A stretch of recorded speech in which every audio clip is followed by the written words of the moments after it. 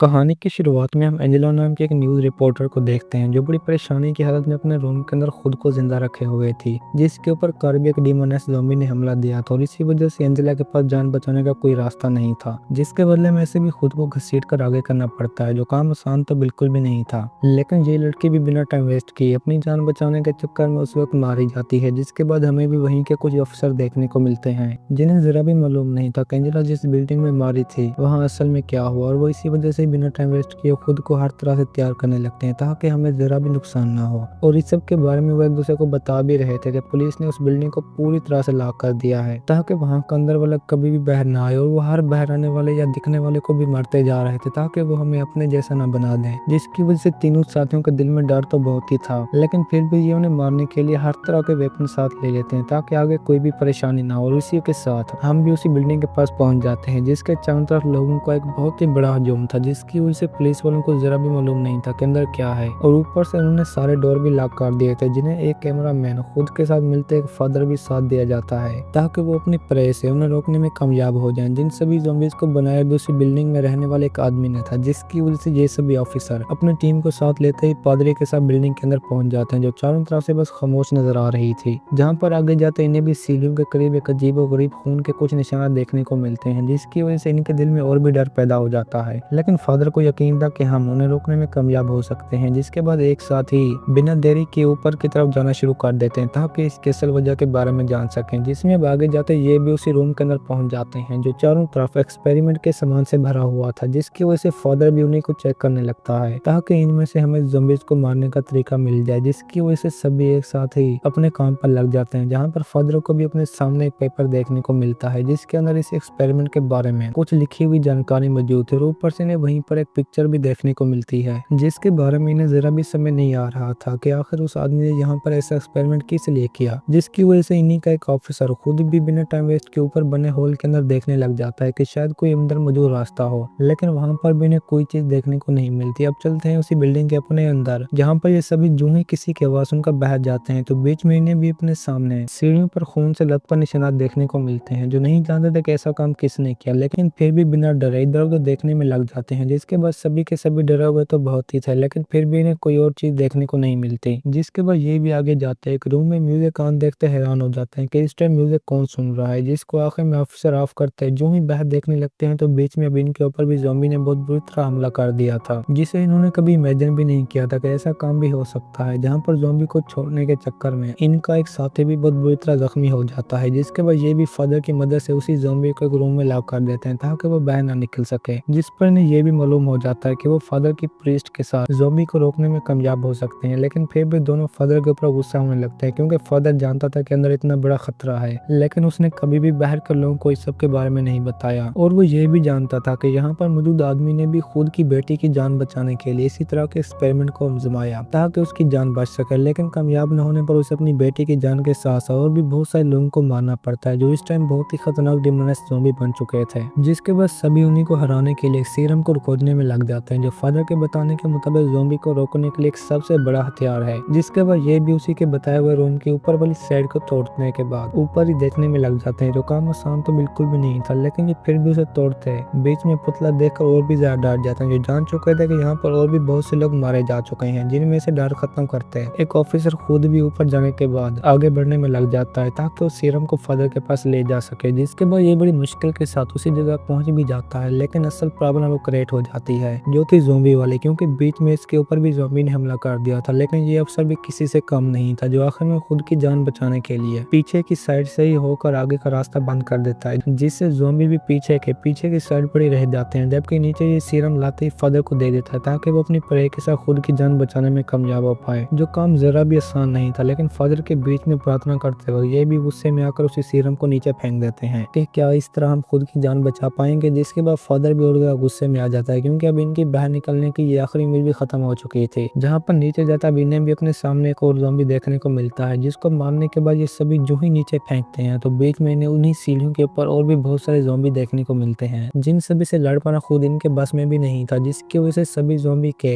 एक साथ टूट पड़ने पर ये भी लड़ाई में जीत नहीं पाते, जिससे इन्हें अपने एक साथी की जान से भी हाथ धोना पड़ता है, जबकि बाकी दो वहीं पर ही बने एक रूम में जाते खुद को लॉक कर देते हैं, जबकि एक तो पहुंच भी उन्हीं के बात में जाता है जिसने खुद की जान बचाने की बहुत कोशिश की, लेकिन कोई फ़ायदा नहीं हुआ क्योंकि बीच में ज़ॉम्बी की तादाद भी बहुत ज़्यादा थी, जिसके बदले में ये आदमी भी उसी वक़्त अपनी गन के साथ खुद को मार देता है ताकि मैं ज़ॉम्बी बनकर और ज़्यादा ज़िंदा ना रहूँ। जो सब कुछ बर्दाश्त कर पाना उसके साथियों और फ़जल के लिए बहुत ही मुश्किल था, लेकिन फिर भी सभी आगे जाने लगते हैं ताकि बाहर निकल सकें। जिन्हें बीच में एक लड़की भी देखने को मिलती है जो पूरी तरह ज़ॉम्बी के कंट्रोल में थी। हालाँकि ये उसे रोकने की भी बहुत कोशिश करते हैं, लेकिन बच्ची के मुँह से खून बहता देखकर इन्हें भी यकीन हो जाता है कि हम उस डीमन को नहीं रोक सकते। जिनके दूसरी साइड पर अब हमें भी कुछ और बच्चे देखने को मिलते हैं जो इसी सारे कुछ से अनजान अपनी मस्ती में थे, जिन्हें जरा भी मालूम नहीं था कि नीचे हमारे साथ क्या होगा। हालांकि उन्हें पुलिस रोकने के लिए खुद के साथ भी ले जाती है, लेकिन मसला इससे भी बड़ा था। जो सभी आखिरकार उनके हाथों से निकलकर खुद को महान साबित करने के लिए पहुंच भी एक टनल के अंदर जाते हैं, जिसका रास्ता सेम उसी कॉलोनी के नीचे से होकर गुजरता था। जिसकी वजह से अंदर जाते अब ये भी खुफिया रास्ते से होकर बिल्डिंग के अंदर पहुंच जाते हैं, जहाँ पर अब अंदर जाते इन्हें मालूम हो चुका था कि हमने यहाँ पर आने की बहुत ही बड़ी गलती कर दी है, क्योंकि हमें पुलिस वालों की बात मान लेनी चाहिए थी। जिनके अंदर गोली चलाने पर बाकी अफसर भी वहीं पहुंच जाते हैं, जिनमें पादरी और उसके साथी भी शामिल थे। हालांकि वो तो इन्हें समझाने की भी बहुत कोशिश करते हैं, लेकिन कोई फायदा नहीं होता क्योंकि बच्चों के ऊपर उनकी बातों का जरा भी असर नहीं होता। जो आखिरकार गुस्से में आकर अफसर के हाथों थप्पड़ पीते ही अपने रास्ते पर निकल पड़ता है, जिसकी दोस्त जानती थी कि अगर हमने ऐसा किया तो कन्फर्म मारे जाएंगे, जिसकी वजह से खुद की जान बचाने के लिए हमें भी इनका साथ देना होगा। जिसके बाद पूरी टीम एक साथ शामिल होते जो ही आगे जाने लगती है, तो बीच में इनके ऊपर भी ज़ॉम्बी ने हमला कर दिया था, जिन्हें जरा भी मालूम नहीं था कि अब हमारे साथ क्या होने वाला है, क्योंकि इतने सारे ज़ॉम्बीज़ में बच पाना इनके लिए भी मुश्किल था, जिसमें सभी अपनी अपनी जान तो बचा ही लेते हैं, लेकिन बीच में इस बच्चे को भी इन्फेक्टेड होना पड़ता है, लेकिन किसी को भी मालूम नहीं था कि हम कैसे बच पाएंगे। जिसमें लड़की खुद ही गन उठाकर अफसर की जान बचाने की भी बहुत कोशिश करती है, लेकिन कोई फायदा नहीं होता। जो उल्टा अफसर को बचाने की बजाय उसे गन के साथ मार देती है, लेकिन फिर भी मसला इससे बढ़ चुका था। जो नहीं समझ पा रहे थे कि हम किस तरह खुद के साथियों की जान बचाएं, और ऊपर से ये बच्चा खुद भी ज़ॉम्बी से इन्फेक्टेड हो जाता है, जिस सब से इनकी परेशानी में और भी इजाफा हो जाता है। जो नहीं जानते थे कि अब हम इस बच्चे का क्या करें, जिसके बदले में पादरी के कहने पर ये बच्चे को पकड़ते उसी वक्त चेयर के साथ बांध देते हैं। जहाँ पर आगे हमें पिछले पार्ट के अंदर जाने वाली लड़की भी देखने को मिलती है, जिसे पिछले पार्ट में ज़ॉम्बी पकड़ते ही अपने साथ ले गए थे, और ये साथी भी इस लड़की को साथ लेकर रूम में पहुंच जाते हैं, जिन्हें ये तो बिल्कुल भी मालूम नहीं था कि वो इन्फेक्टेड भी है या नहीं। जिसके बदले में पादरी क्रॉस दिखाते और भी परेशान हो जाता है, क्योंकि इस डीमन के ऊपर तो क्रॉस का बिल्कुल भी असर नहीं हो रहा था, जो ऊपर से बस हंसने के चक्कर में ही था। जिससे पादरी भी जान चुका था कि हम इससे बचने वाले नहीं, इसलिए हमारी लाशें यहाँ से बाहर निकलेंगी। हालांकि वो ये भी जानते थे कि अगर बाहर निकले तो पुलिस वाले भी हमें मार देंगे, जिन्हें कोई भी पता नहीं था कि हम इन्फेक्टेड हैं या नहीं। जिसके बाद बारी भी बस एक ही थी, जो एंजेला को साथ लेते ही उसे अपने साथ ज़ॉम्बी दिखाने को कहते हैं, जो काम आसान तो बिल्कुल भी नहीं था, लेकिन ये फिर भी उसी के साथ चलते हैं। ज़ॉम्बी को दिखाने का कहते हैं, जो साइज में भी इन सभी से बहुत बड़ा था, जिसकी वजह से तीनों एक साथ ही उसी एक्सपेरिमेंट वाले रूम में पहुंच जाते हैं, जहाँ चारों तरफ अजीबोगरीब सामान ही मौजूद था। जिसके बाद छुपते हुए इन्हें भी अपने सामने वही ज़ॉम्बी दिख जाता है, जिससे बचने का भी बस एक ही रास्ता था, और वो खामोश रहने का। जिसकी वजह से बिना टाइम वेस्ट किए ये सभी बस आगे जाने ही वाले थे कि बीच में पादरी के फोन कॉल आने पर उस ज़ॉम्बी को भी इनके बारे में पता चल जाता है, जो सबसे पहले मारता भी कैमरामैन को है। जहाँ पर आखिरकार सभी अफसर के मरते हैं, अकेला पादरी जिंदा बच जाता है, जिससे उसी वक्त एंजेला लाइट ऑन होते ही ज़ॉम्बी के जाने के बाद बहुत बुरी तरह मारना शुरू कर देते, जैसे इस पर भी उन्हीं का असर हो। हालांकि वो ये तो बिल्कुल भी नहीं जानता था कि वो कैसे नॉर्मल लग रही है। जिसके बाद हमें भी अब कुछ टाइम पहले का सीन देखने को मिलता है, जिसमें एंजेला को ज़ॉम्बी पकड़ते ही अपने साथ ले जाने के बाद मारने की बजाय अपने ही इंसेक्ट को उसी की बॉडी के अंदर डाल देता है, जिससे हमें भी मालूम हो जाता है कि ये सारा मसला ज़ॉम्बी का नहीं बल्कि इसी इंसेक्ट का है, जो बॉडी के अंदर जाता ही लोगों को मरने नहीं देता, जिसे आदमी ने खुद भी इसीलिए बनाया था ताकि मेरी बेटी की जान ना जाए, लेकिन वो फिर भी इस एक्सपेरिमेंट में नाकाम हो पाया।